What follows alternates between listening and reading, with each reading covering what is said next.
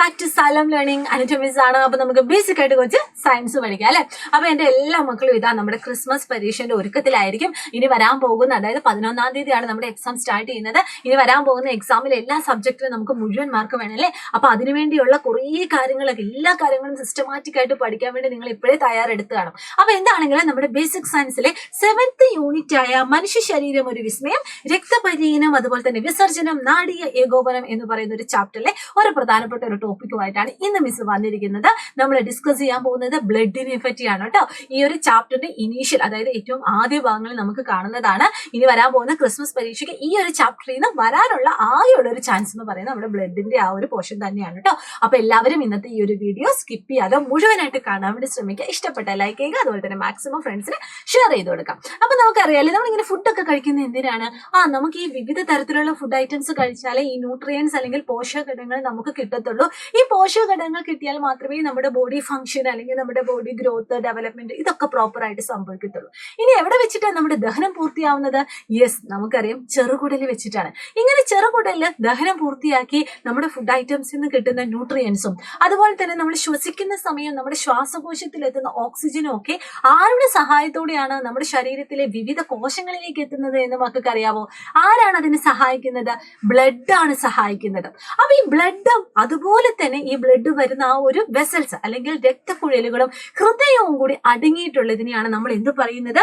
രക്തപര്യന വ്യവസ്ഥ അല്ലെങ്കിൽ circulatory system എന്ന് പറയുന്നത്.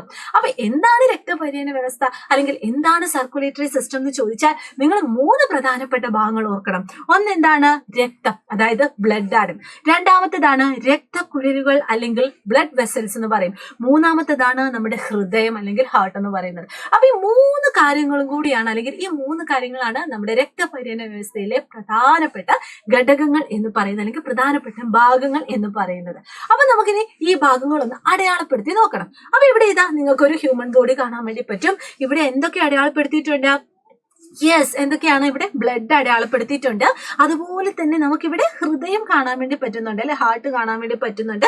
അതുപോലെ തന്നെ നമുക്കിവിടെ ബ്ലഡ് വെസൽസും നമുക്കിവിടെ കാണാൻ വേണ്ടി പറ്റുന്നുണ്ട്.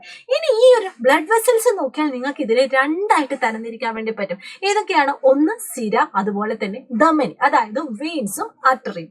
ഈ സിരയും ധമനിയും തമ്മിലുള്ള വ്യത്യാസം എന്താണ്? നമുക്കറിയാം അല്ലെ, ഹൃദയത്തിൽ നിന്ന് ഓക്സിജൻ കൂടുതൽ അടങ്ങിയിട്ടുള്ള ബ്ലഡ് ആണ് നമ്മുടെ ശരീരത്തിന്റെ നാനാഭാഗങ്ങളിലേക്കും പോകുന്നത്. അപ്പൊ ഇത് കൊണ്ടുപോകുന്ന ആ ഒരു ബ്ലഡ് വെസലാണ് നമ്മുടെ ധമനി എന്ന് പറയുന്നത്.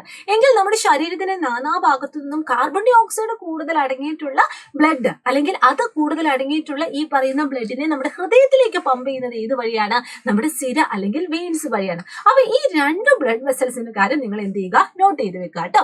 ഇനി നമ്മൾ നോക്കാൻ പോകുന്നത് ഈ ബ്ലഡിന്റെ പ്രത്യേകത എന്തൊക്കെയാണ്? ഒന്നാമത്തെ കാര്യമാണ്, ഈ ബ്ലഡിന്റെ കളർ എന്താണ്? റെഡ് കളറാണ്. ഈ റെഡ് കളറിന് കാരണമാണ് മക്കളെ നമ്മുടെ ഹീമോഗ്ലോബിൻ എന്ന് പറയുന്നത്. എന്താണ് ഹീമോഗ്ലോബിൻ എന്ന് പറയുന്ന ഒരു പിഗ്മെന്റ് ആണ്. ഈ ഹീമോഗ്ലോബിലെ പ്രധാനപ്പെട്ട 2 ഘടകങ്ങളാണ്. ഒന്ന് നമ്മുടെ പ്രോട്ടീനും അതുപോലെ തന്നെ അയണും. ഏതൊക്കെയാണ്? നമ്മുടെ മാംസ്യവും അതുപോലെ തന്നെ ഇരുമ്പും. അപ്പൊ ബ്ലഡിലെ ഹീമോഗ്ലോബിന്റെ പ്രസൻസ് കൂടുതലാവുന്നതിന് വേണ്ടിയാണ് നമ്മൾ ഇരുമ്പ് അടങ്ങിയ ഫുഡ് ഐറ്റംസ് ഒക്കെ കൂടുതലായിട്ട് കഴിക്കുന്നത്. അപ്പൊ അതിനൊരു ഉദാഹരണമാണ് നമ്മുടെ മുട്ട, അതുപോലെ തന്നെ മുരിങ്ങയുടെ ഇല, ഇതൊക്കെ നമുക്ക് യൂസ് ചെയ്യാൻ വേണ്ടി പറ്റും കേട്ടോ. ഇനി അടുത്തത് നമ്മൾ നോക്കുന്നത് ഈ പറയുന്ന രക്തത്തിന്റെ വിവിധ ഭാഗങ്ങൾ ഏതൊക്കെയാണ്? ഒന്നാമത്തേതാണ് പ്ലാസ്മ എന്ന് പറയുന്നത്. ഇതിന്റെ പ്രത്യേകതയാണ്, ഒന്ന് നമ്മുടെ രക്തത്തിന്റെ ദ്രാവക ഭാഗം എന്നാണ് ഇത് അറിയപ്പെടുന്നത്. അതിന്റെ കളർ എന്ന് പറയുന്നത് ഇളം മഞ്ഞ നിറമാണ്. അതിന്റെ ഫംഗ്ഷൻ എന്ന് പറയുന്നത് ഗ്ലൂക്കോസിനെ കോശങ്ങളിൽ എത്തിക്കുന്നു.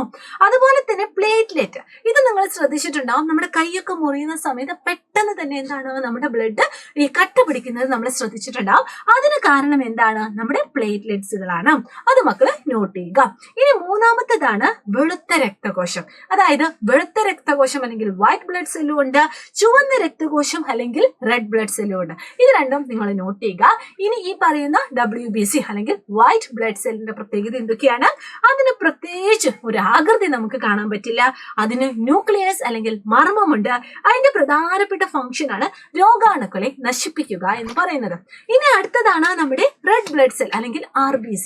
അതിന്റെ പ്രത്യേകത എന്താണ്? അതിന് ഡിസ്കിന്റെ ആകൃതിയാണ് എന്ന് മക്കൾ ഓർത്തിരിക്കുക. അതിന്റെ വേറൊരു പ്രത്യേകതയാണ്, അതിന് ന്യൂക്ലിയസ് നമുക്ക് കാണാൻ വേണ്ടി പറ്റില്ല. ഇനി മൂന്നാമത്തെ പ്രത്യേകത എന്താണ്? ഹീമോഗ്ലോബിൻ അടങ്ങിയിട്ടുണ്ട്. അപ്പൊ നിങ്ങൾ ഓർത്തിരിക്കുക, ഹീമോഗ്ലോബിൻ അടങ്ങിയിരിക്കുന്ന ഒരു രക്തകോശം ഏതാണ് എന്ന് ചോദിച്ചാൽ നിങ്ങൾ പറയണം ചുവന്ന രക്തകോശമാണ് എന്ന് പറയണം. അടുത്തതാണ് മക്കളെ ഓക്സിജൻ, കാർബൺ ഡൈ ഓക്സൈഡ് എന്നിവയുടെ വിനിമയം ഒക്കെ എവിടെയാണ് നമുക്കിവിടെ കാണാൻ വേണ്ടി സാധിക്കുന്നുണ്ട്. അപ്പൊ ഇതും നിങ്ങൾ എന്ത് ചെയ്യുക, നോട്ട് ചെയ്യുക. ഏതൊക്കെയാണ്? പ്ലാസ്മ, പ്ലേറ്റ്ലെറ്റ്സ്, അതുപോലെ തന്നെ WBC, അതുപോലെ തന്നെ RBC. അപ്പൊ ബ്ലഡിനെ പറ്റിയുള്ള പ്രധാനപ്പെട്ട കാര്യങ്ങളാണ് നമ്മൾ ഡിസ്കസ് ചെയ്തത്. അപ്പൊ ഇത് നിങ്ങൾ എന്താണെങ്കിലും ജസ്റ്റ് ഒന്ന് നോക്കിയിട്ട് പോകണം, വളരെ ഇമ്പോർട്ടന്റ് ആണ്.